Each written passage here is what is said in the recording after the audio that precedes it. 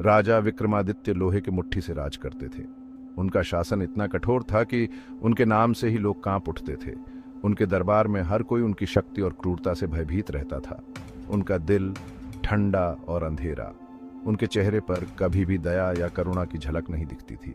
उनके निर्णय हमेशा कठोर और निर्दयी होते थे। वो अमर जीवन चाहते थे, ताकत उनकी एकमात्र चाहत। विक्रमादित्य ने अपने जीवन का हर क्षण इस खोज में बिताया कि कैसे वो हमेशा के लिए जीवित रह सकते हैं। पूरा राज्य डर से कांपता था।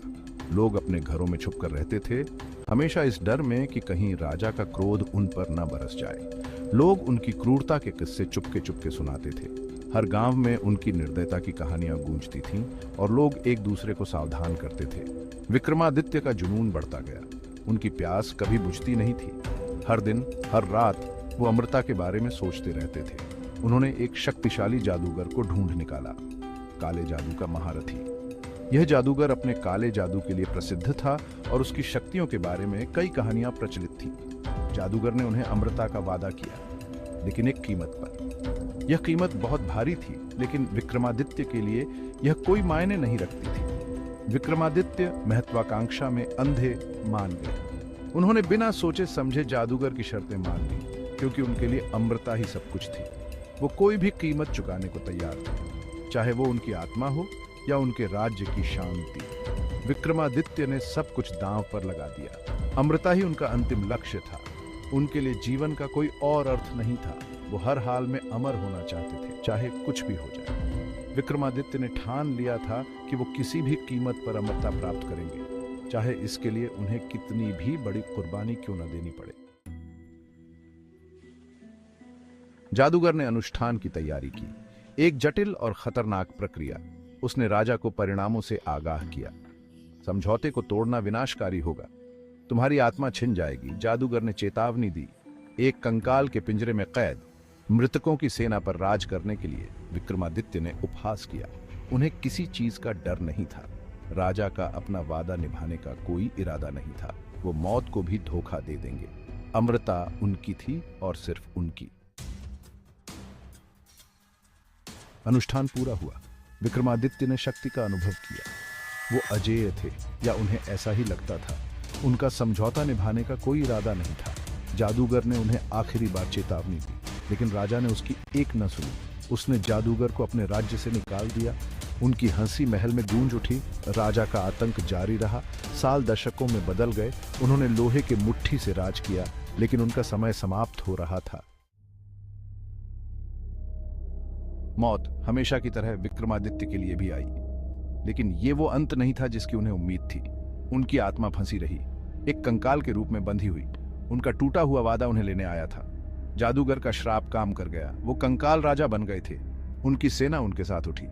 कंकाल जो कभी उनके लोग थे, अब उनके शाश्वत सेवक। एक बार फिर राज्य कांप उठा।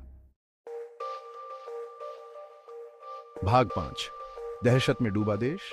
कंकाल राजा ने देश में आतंक मचा दिया। उसकी सेना एक अजेय शक्ति। गांव उजाड़ दिए गए और लोग दहशत में भाग गए। राज्य जो कभी समृद्ध था, अब एक बंजर भूमि बन गया था। कब्र के पार भी राजा की क्रूरता जारी रही। उनकी हंसी रात में एक भयानक गूंज। उम्मीद खोती हुई दिख रही थी। लोग एक रक्षक के लिए रो पड़े। कोई तो श्राप को तोड़े, कंकाल राजा के शासन को समाप्त करे। भाग 6। भविष्यवाणी। एक पुरानी भविष्यवाणी ने आशा की एक किरण दिखाई। एक युवा योद्धा, शुद्ध हृदय वाला, राजा का सामना करेगा। वह राज्य का उद्धार करता होगा। अर्जुन, एक कुशल तलवारबाज, ने भविष्यवाणी सुनी। उसने कंकाल राजा को हराने की कसम खाई, देश को उसके अत्याचार से मुक्त करने के लिए। उसका दिल साहस से भर गया था। वह किसी भी खतरे का सामना करेगा, अपने लोगों को बचाने के लिए, भविष्यवाणी को पूरा करने के लिए। भाग 7। अर्जुन की खोज। अर्जुन की यात्रा खतरनाक थी। उसने कई खतरों का सामना किया। उसने कंकालों की भीड़ के बीच अपना रास्ता लड़ा। हर जीत उसे राजा के करीब ले आई। उसने जादूगर की छिपी हुई खोह की खोज की। वहां उसे सुराग मिले। श्राप को तोड़ने की कुंजी, राजा का अधूरा वादा। अर्जुन राजा के राज्य के केंद्र में पहुंचा। वह कंकाल राजा का सामना करने के लिए तैयार था, उसके आतंक के शासन को समाप्त करने के लिए। भाग 8। कंकाल सेना। कंकाल राजा का किला दहशत का नजारा था। मरे हुए योद्धाओं की टुकड़ियों द्वारा संरक्षित अर्जुन पूरी ताकत से लड़ा। उसकी तलवार चमकी, कंकाल दुश्मनों को काटती हुई। आगे का हर कदम एक लड़ाई थी। वह विचलित नहीं होगा, वह राजा तक पहुंचेगा। अंत में वह कंकाल राजा के सामने खड़ा हो गया। राजा की हंसी हॉल में गूंज उठी। अंतिम लड़ाई शुरू होने वाली थी। भाग 9, राजा का प्रायश्चित। एक समय की बात है, एक अंधेरे और भयानक महल में एक राजा का शासन था जो अब केवल एक कंकाल के रूप में जाना जाता था। अर्जुन ने अपनी तलवार उठाई। वह एक बहादुर योद्धा था जिसने अपने जीवन का उद्देश्य इस श्रापित राजा को हराने और अपने राज्य को बचाने के लिए समर्पित कर दिया था। तुम्हारा राज यहीं खत्म होता है कंकाल राजा, अर्जुन ने गर्जना की। उसकी आवाज में दृढ़ संकल्प और साहस की झलक थी।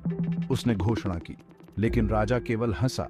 उसकी हंसी महल की दीवारों से टकराकर गूंज उठी, जैसे कि वह अर्जुन के साहस का मजाक उड़ा रहा हो। तुम मुझे हरा नहीं सकते, उसने पलटवार किया। उसकी आवाज में एक अजीब सी ठंडक थी जो अर्जुन के दिल को कंपा गई। मैं यहां श्राप को तोड़ने आया हूं, अर्जुन ने कहा। उसकी आंखों में एक अडिग विश्वास था जो किसी भी बाधा को पार करने के लिए तैयार था। तुम्हें शांति देने के लिए। अर्जुन ने अपनी तलवार नीचे कर दी और अपने हाथ को शांति के संकेत के रूप में बढ़ाया। उसने जो सीखा था उसे प्रकट किया, एक प्राचीन रहस्य जो राजा के श्राप को तोड़ सकता था। राजा का अधूरा वादा। कंकाल राजा रुक गया। उसकी आंखों में एक पल के लिए पछतावे की झलक दिखाई दी। उसके हड्डी वाले चेहरे पर पछतावे की एक झलक। वह जानता था कि उसने अपने राज्य और अपने लोगों के साथ अन्याय किया था। वह सत्ता की अपनी इच्छा से अंधा हो गया था। उसकी लालसा ने उसे एक निर्दयी शासक बना दिया था जिसने अपने राज्य को विनाश की ओर धकेल दिया था। वह अपनी इंसानियत भूल गया था। लेकिन अब अर्जुन के साहस और सच्चाई के सामने उसे अपनी गलतियों का एहसास हो रहा था। क्या वह अपने पापों का प्रायश्चित कर पाएगा? यह समय ही बताएगा। भाग 10, श्राप को तोड़ना। यह कहानी एक प्राचीन श्राप की है जो सदियों से एक राज्य पर मंडरा रहा था।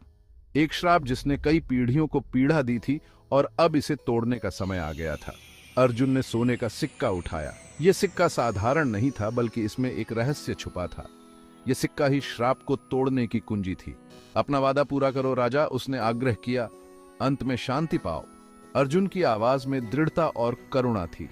उसने राजा से विनती की ताकि उसकी आत्मा को मुक्ति मिल सके। कंकाल राजा ने एक हड्डी वाला हाथ बढ़ाया। उसने सिक्के को छुआ। यह क्षण बहुत ही महत्वपूर्ण था क्योंकि यह सिक्का ही राजा की आत्मा को मुक्त कर सकता था।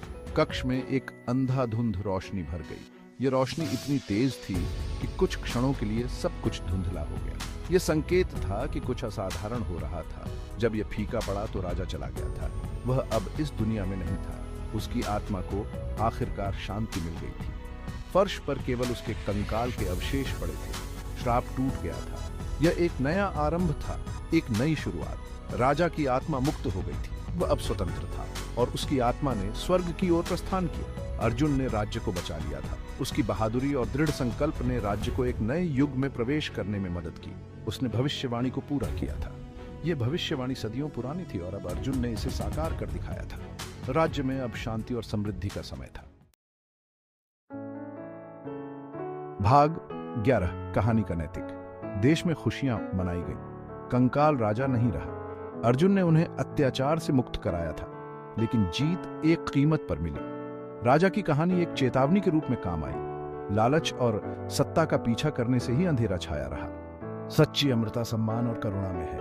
अर्जुन नायक बनकर घर लौटा। वह जीवन के वास्तविक मूल्य को जानता था और किसी के वचन को निभाने का महत्व